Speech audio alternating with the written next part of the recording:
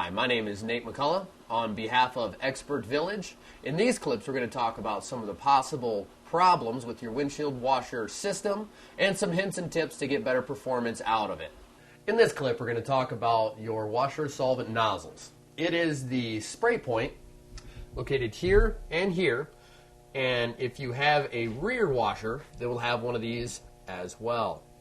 It's a delivery point that takes the fluid flow and atomizes it into a mist so it lands on your windshield.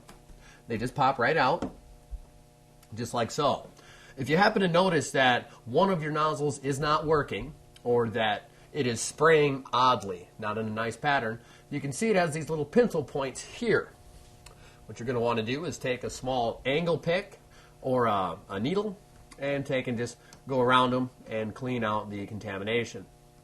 Just like so will work.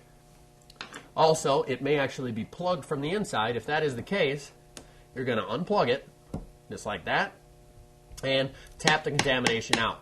You may have to spray a little bit of solvent inside there. I would suggest using maybe some dish soap, something like that, and go ahead and shake it around and tap it downward to get the contamination out of your washer nozzle.